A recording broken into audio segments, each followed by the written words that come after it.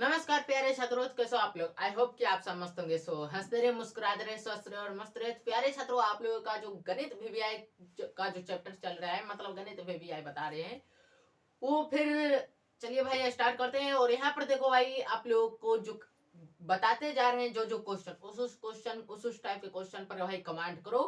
और ध्यान रखो कि इसी टाइप के क्वेश्चन आपके एग्जाम में आने वाले हैं। भले ही आपको जो है थोड़ा सा इधर उधर हो जाए, थोड़ा सा इधर उधर हो जाए आपको क्या, तो चेप मतलब क्वेश्चन में अंक बदल आ जाए तो ये अलग बात है, लेकिन इसी टाइप के क्वेश्चन आएंगे। नहीं तो इतना कमांड कर लीजिए कि इस जो चैप्टर से ये क्वेश्चन उठाया गया है उस चैप्टर से इतने नंबर के क्वेश्चन आने वाले हैं। तो चलिए पहले से आप लोगों के लिए स्टार्ट करते हैं आप लोगों का क्लास। तो यहाँ पर देखो भाई, आप लोगों का गणित वीवीआई चल रहा है तो क्वेश्चन भी लिख लेते हैं भाई। देखिए क्वेश्चन क्या कह रहा है। तो यहाँ पर क्वेश्चन चलो भाई लिखते हैं, तब तक के लिए आप लोग रुक जाइए। क्वेश्चन देखो, ठीक। यहाँ पर क्वेश्चन में क्या कह रहा है कि बिंदु 4,6 और 2,4 को मिलाने वाली एक रेखाखंड के मध्य बिंदु को जो ज्ञात करना है, उस मध्य बिंदु से जो है एक बिंदु है जो कि 8,6 उस बिंदु का निर्देशांक है। तो कह रहा है कि उस बिंदु 8,6 का जो निर्देशांक है वहां से लेके और ये जो रेखा को मिलाने वाली ये जो दो बिंदु है, इन बिंदुओं के मध्य बिंदु के निर्देशांक से उसकी बीच की दूरी कितने, कहने का मतलब यहाँ पर देखो भाई, जब इसका सॉल्यूशन करेंगे तो यहाँ पर कहने का मतलब आपको एक रेखा है, ठीक। ये ए बिंदु मान लेते हैं, इसको बी बिंदु मान लेते हैं, ठीक। और यहाँ पर जो है प्यारे साथियों, ए बिंदु का मान दिया हुआ है 4,6, ठीक। और बी बिंदु का मान दिया हुआ है 2,4। और कह रहा है इस बिंदु के मध्य बिंदु ओ, मध्य बिंदु का अगर हम ओ माने तो ओ से एक बिंदु मान के चलो ये है। यहाँ पर ले लेते हैं एक बिंदु जिसका हम पी मान रख लेते हैं। तो पी का निर्देशांक दिया हुआ है 8,6, ठीक। तो कह रहा है कि ओ से पी के बीच की दूरी कितनी है ये ज्ञात कीजिए, ठीक। तो ये बीच की दूरी, ये जो दूरी है ये दूरी ज्ञात करने के लिए कह रहा है। तो हमें ये दूरी ज्ञात करना है। तो यहाँ पर देखो भाई, यहाँ पर क्या करना है, तो पहले तो ये मध्य बिंदु निकालना पड़ेगा। ये जो मध्य बिंदु है तो लिखेंगे, क्या लिखेंगे भाई, मध्य बिंदु का निर्देशांक इजकल टू मध्य बिंदु का निर्देशांक का निर्देशांक का निर्देशांक इजकल टू कितना हो जाएगा भाई। मध्य बिंदु का निर्देशांक निकालना है तो भाई x1 प्लस x2 करेंगे तो 4 प्लस 2 हो जाएगा, क्योंकि x1 4 है और x2 2 है, ठीक। तो 4 प्लस 2 हो गया और बटा में 2 देंगे कोमा y1 प्लस y2 करेंगे तो y1 हमारा यहाँ पर 6 है, ठीक। तो यहाँ पर 6 देंगे प्लस y2 हमारा यहाँ पर 4 हो जाएगा। क्लियर दिख रहा है भाई 4, तो यहाँ पर 4 हो गया, बटा में 2 दीजिए। तो यहाँ पर जो आपको निर्देशांक निकल के आएगा वो निकल के क्या आ जाएगा भाई, 6/2, 6/2 कोमा 10/2। और इसको कैंसिल आउट कीजिए तो भाई यहाँ पर 3, यहाँ पर 5, 2 के 3 दूना 6 और 2 5 10 होता है। तो यहाँ पर आपको क्लियरली इसका निर्देशांक कितना निकल के आ रहा है भाई, 3,5। अब क्या करना है भाई, ये तो मध्य बिंदु का निर्देशांक निकला है, यानी कि मध्य बिंदु ओ का निर्देशांक हमको निकला है, ठीक। तो अब ओपी निकालना है, ओपी, ठीक। क्योंकि यहाँ कह रहा है कि ये मध्य बिंदु निकाल लीजिए, मतलब कह रहे हैं इस रेखाखंड का मध्य बिंदु की दूरी जो है, मध्य बिंदु की दूरी 8,6 से कितनी दूर है ये ज्ञात करने के लिए कह रहा है, ठीक। तो यहाँ पर हम लिखेंगे ओपी, क्योंकि हमको क्या ज्ञात करने के लिए कह रहा है, ओपी। तो ओपी निकालने के लिए हमको क्या करना पड़ेगा भाई, दो बिंदुओं के बीच की दूरी निकालने का सूत्र क्या होता है भाई, x1 माइनस x2 का whole square plus y1 minus y2 का होल स्क्वायर। x1 यहाँ पर हमारा हो जाएगा भाई 3, ठीक, ये 3, ठीक। तो ये 3 माइनस x2 हो जाएगा हमारा भाई 8, ठीक। तो 8, ठीक, यहाँ पर 8 दे रहे हैं भाई अच्छा से 8, ठीक, 8 इसका स्क्वायर कीजिए प्लस y1 माइनस y2 का होल स्क्वायर। तो y1 यहाँ पर 5 लेते हैं तो y2 यहाँ पर हमको हो जाएगा भाई 6, तो 6 5 माइनस 6 का होल स्क्वायर। यहाँ पर जब आप निकालिएगा तो यहाँ पर हो जाएगा क्या भाई, 3 में से 8 जाएगा, हो जाएगा -5, इसका होल स्क्वायर कीजिए प्लस 5 में 6 जाएगा तो -1, इसका होल स्क्वायर कीजिए। तो यहाँ पर क्या होगा भाई, यहाँ पर हो जाएगा भाई -5 का होल स्क्वायर 25, फिर प्लस -1 का होल स्क्वायर 1। तो यहाँ पर आ जाएगा अंडर रूट में 26, और 26 अंडर रूट में जो 26 आया ये आपका ओपी का मान निकल के आ जाएगा। तो अंडर रूट 26 इकाई यहाँ पर दे देंगे, यही हो जाएगा प्यारे साथियों इसका आंसर। ठीक, तो यहाँ तक हमें लगता है आप लोग क्लियर होगा। कैसे निकाले, इसमें दो सूत्र का उपयोग किए। एक मध्य बिंदु से मध्य बिंदु का निर्देशांक निकालने का जो सूत्र होता है वो x1 प्लस x2 बट्टा 2, ठीक, कोमा y1 प्लस y2 बट्टा 2 का होता है ये निर्देशांक निकालने का सूत्र।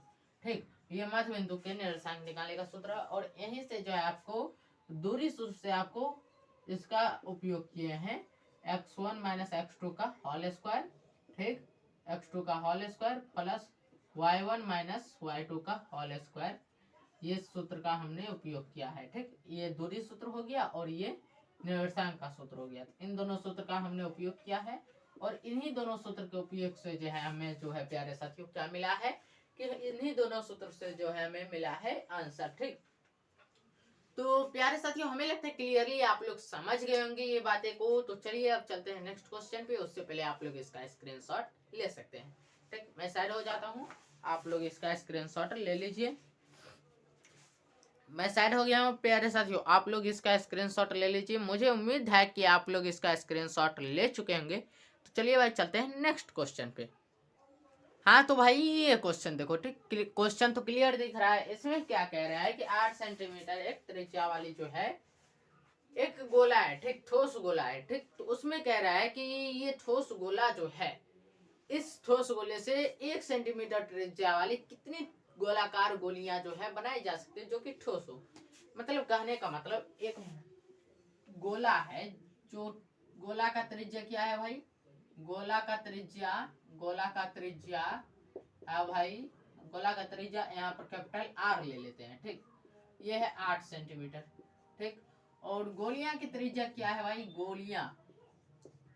गोलियां की त्रिज्या हो जाएगा भाई, गोलियां की त्रिज्या, क्योंकि हमको गोलियां पूछ रहा है, गोलियां निकालने के लिए पूछ रहा है कितनी गोलियां निकाली जा सकती है। तो गोलियां की त्रिज्या कैपिटल स्मॉल आर लेंगे तो ये हो जाएगा 1 सेंटीमीटर। ठीक, अब यहाँ पर एक चीज आप देख सकते हैं भाई कि ये ठोस गोलाकार से गोलियां कह रहा है बनाने के लिए। तो यहाँ पर हमको ये जो बड़ा गोला है इसका जितना भाग होगा, कहने का मतलब बड़ा गोला में जितना पदार्थ, जितना मान के चलो मिट्टी का गोला बनाया गया है, तो बड़ा गोला में जितना मिट्टी रहेगा उसी मिट्टी से ही ना छोटा गोला बनाया जाए और छोटा गोलियां बनाई जाएगी, छोटी गोलियां। तो उसी मिट्टी मतलब ये गोला का जो आयतन होगा, ठीक, वो आयतन जो है इन गोलियों की संख्या के आयतन के बराबर होगा। यहाँ पर लिखेंगे माना कि गोलियों की संख्या n है, गोलियों की संख्या n है, गोलियों की संख्या n है, संख्या n है। ठीक, ये हम मान लिए। तो यहाँ पर देखो भाई 4/3 ये गोला का आयतन होता है। ठीक, तो यहाँ पर लिख देते हैं गोला का आयतन, गोला का आयतन, आयतन इक्वल टू क्या लिखेंगे भाई, इक्वल टू n गुना एक गोली का आयतन, एक गोली का आयतन। ये बात हम आप लिख देंगे। ठीक, इतना बात लिखने के बाद जो है प्यारे साथियों, गोला हो या फिर गोली हो, आयतन का सूत्र सेम होता है 4/3 pi r cube, 4/3 pi r Q. ठीक, तो यहाँ पर कैपिटल आर क्यू हो जाएगा। ठीक, और लेकिन यहाँ पर n, अब इंटू में क्या है, इंटू में हो जाएगा भाई 4/3, ठीक, पाई आर क्यू, क्योंकि यहाँ पर स्मॉल आर होगा, क्योंकि गोलियों की त्रिज्या को हमने स्मॉल आर माना। अब यहाँ पर देखो भाई 4/3 तो कैंसिल आउट हो जाएगा, पाई कैंसिल आउट हो जाएगा क्योंकि दोनों साइड बराबर है। अब यहाँ पर हमको बचा R Q equal to n into small R Q. ठीक, n into small R Q, तो यहाँ पर इंटू देंगे। अब यहाँ पर देखो कैपिटल आर का हमें क्या मान है 8, तो 8 का क्यूब ले लो। ठीक, equal to n into small R कितना है भाई 1 सेंटीमीटर, तो 1 का क्यूब ले लो। 8 का क्यूब लोगे तो भाई 8 64, 8 से कितना हो जाएगा भाई, अच्छो का 32 का 2 हाथ में 3, अच्छा का 48 3 51, 512 हो जाता है। कितना होता है भाई 512, यहाँ पर हो गया भाई 512। ठीक, और यहाँ पर आपको हो जाएगा भाई n इंटू 1 का क्यूब लेंगे तो 1 ही होगा। अब देखो 1 को इस साइड लेंगे तो यहाँ पर आपको 512/1 कीजिएगा, तो यहाँ पर ये सब छोड़ो, 512 का 512 रहने दो और n और 1 को गुना कीजिएगा भाई, किसी भी संख्या को जो है 1 से गुना करने पर उतना ही आता है जिस संख्या से गुना किया जाता है। ठीक, तो ये रूल तो मालूम है, n को 1 से गुना करेंगे तो n ही आएगा। इसलिए जो है प्यारे साथियों यहाँ पर लिख देंगे अतः, क्या लिखेंगे, अतः गोलियों की संख्या, अतः गोलियों की संख्या इक्वल टू कितना है, n हमने माना था, इसलिए कितना आ गया भाई 512। 512 लिख करके आंसर लिख देना है, बात खत्म। हमें लगता है क्लियर, आप लोग समझ गए होंगे। यहाँ पर हमने क्या किया कि गोला का त्रिज्या कैपिटल आर, गोलियां का त्रिज्या स्मॉल आर। कैपिटल आर हमको 8 सेंटीमीटर दिया हुआ है, कहा है भाई 8 सेंटीमीटर, तो 8 सेंटीमीटर। स्मॉल आर हमको 1 सेंटीमीटर है। ठीक, तो दोनों की क्या करेंगे, एन हम मान लेंगे गोलियों की संख्या एन है, तो एन इंटू एक गोली का आयतन और गोला का आयतन दोनों जो है बराबर हो जाएगा। ठीक, तो बराबर होने पर हमको 4/3 पाई, 4/3 कैंसिल आउट हो जाएगा, 4/3 पाई।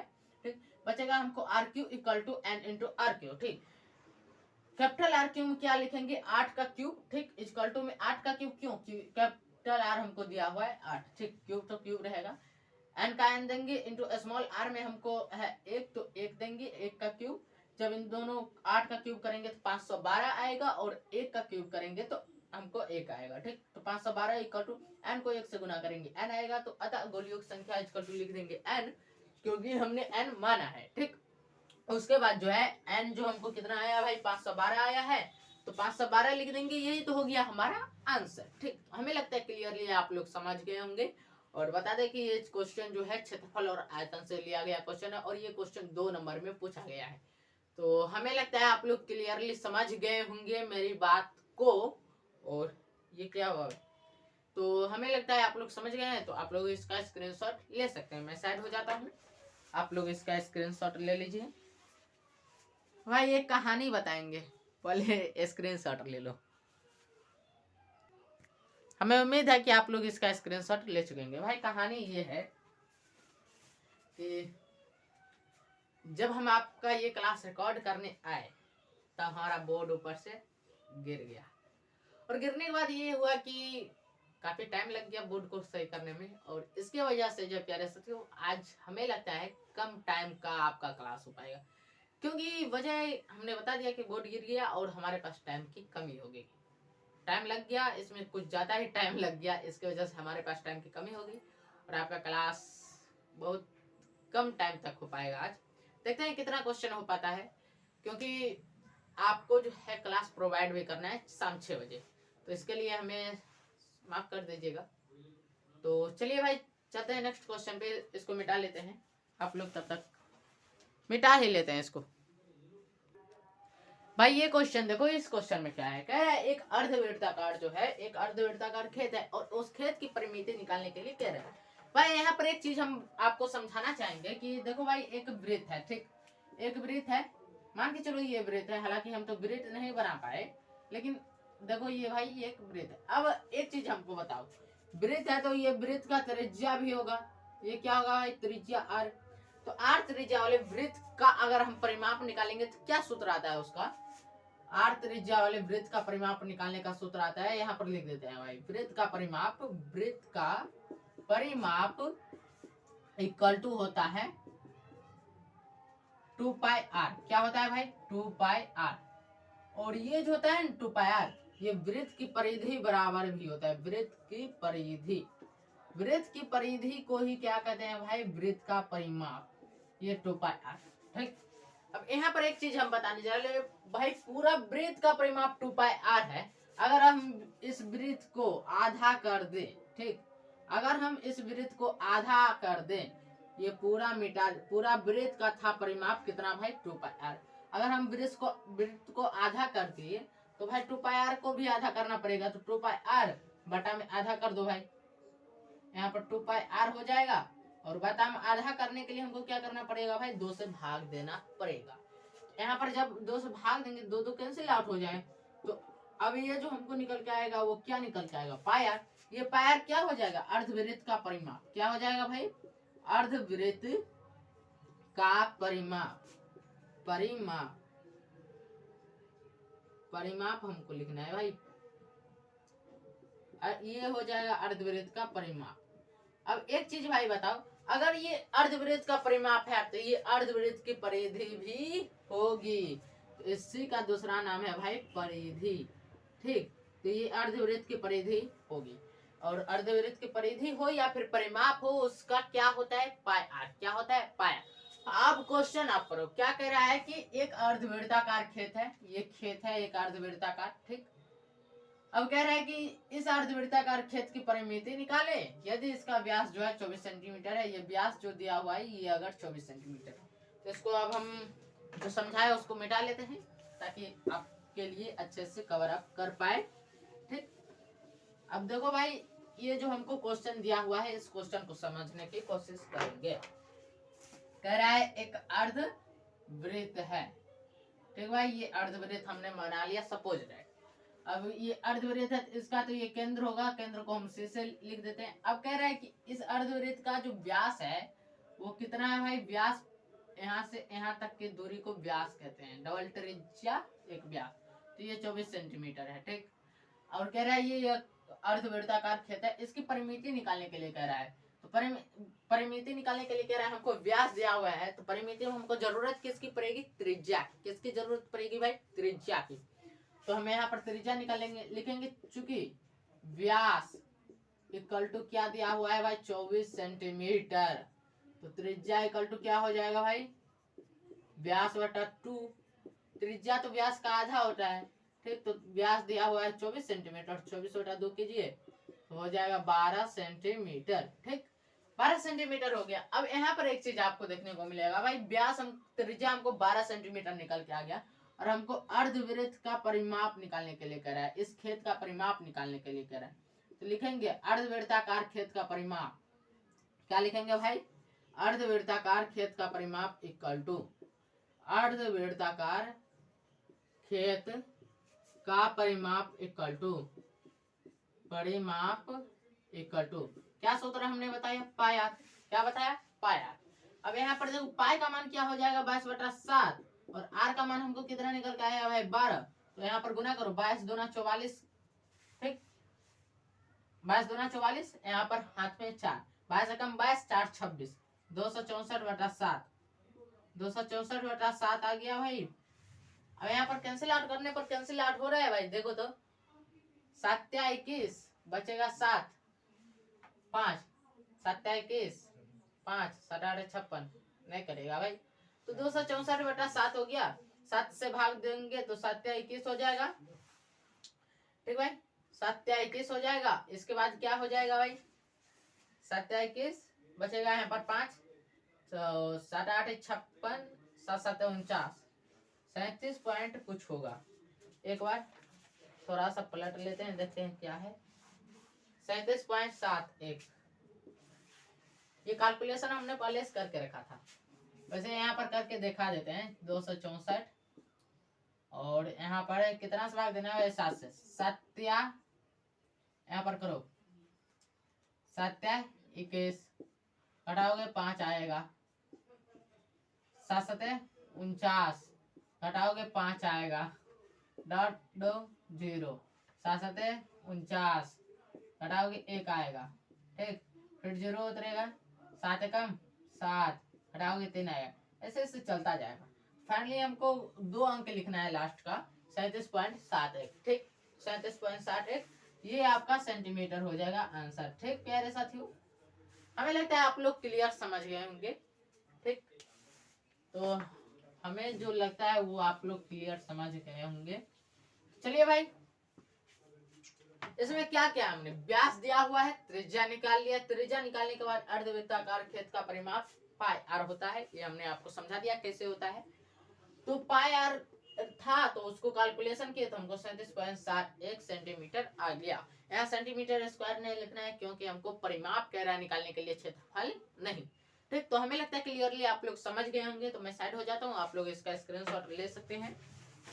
मैं साइड हो जाता हूँ, मुझे उम्मीद है कि आप लोग इसका स्क्रीनशॉट ले चुके होंगे। तो चलिए भाई चलते हैं नेक्स्ट क्वेश्चन पे। देखो भाई ये क्वेश्चन, इस क्वेश्चन में क्या है, और भाई एक बात हम बताने वाले हैं ठीक इस क्वेश्चन के बाद, तो आप लोग तैयार रहिएगा। पहले ये क्वेश्चन कर लीजिए। इस क्वेश्चन में क्या कह रहा है कि एक वृत्त की परिधि जो है 30.8 सेंटीमीटर है, तो उसका क्षेत्रफल ज्ञात करें। ठीक, ये क्वेश्चन कह रहा है। इस क्वेश्चन में खास कोई बात नहीं है। इसमें देखिए क्या कह रहा है, वृत्त की परिधि, ये मान के चलो एक वृत्त है, ठीक, ये इसका केंद्र है, ये इसकी त्रिज्या है। वृत्त की परिधि का सूत्र क्या होता है भाई, वृत्त की परिधि का सूत्र होता है भाई, परिधि इक्वल टू क्या होता है भाई, 2πr। अभी कुछ देर पहले हमने आपको बताया है 2πr। अब देखो भाई 2πr का क्या लिखेंगे, 2 इंटू पाई का मान 22/7 इंटू आर हमारा नहीं मालूम है, ठीक, आर नहीं मालूम, आर दीजिए। वृत्त की परिधि क्या दिया हुआ है, 30.8, 30.8 देंगे। यहाँ पर आपको मिलेगा भाई क्या, तो 30.8, ठीक, 30.8 इक्वल टू 22×44 बता 7 इंटू आर। आगे आइएगा तो 30.8 इंटू 7 हो जाएगा, क्योंकि क्रॉस मल्टीप्लीकेशन हो जाएगा, और ये 44 नीचे में आ जाएगा, इक्वल टू आर हो जाएगा। यहाँ से उड़ा दो डॉट, डॉट उड़ाइएगा तो आपको यहाँ पर क्या हो जाएगा भाई, ये डॉट दिया हुआ है 30.8, तो आपको यहाँ पर हो जाएगा क्या, 10 दे दो, और क्या दे सकते हैं। और यहाँ पर जब आप क्या कीजिएगा, इसका कैंसिल आउट कीजिए, तो यहाँ पर हो जाएगा भाई 22×44, ठीक, और यहाँ पर क्या हो जाएगा भाई, यहाँ पर हो जाएगा 154, ठीक, यहाँ पर होगा 154, फिर काटिएगा तो यहाँ पर हो जाएगा 11, और यहाँ पर क्या हो जाएगा भाई 7 7 77, यहाँ पर हो जाएगा कैसे, तो 11 7 14, फिर 1 हो जाएगा, तो 1 पर 4 14, तो 11 7 77, फिर 11 कम 11, 11 7 77।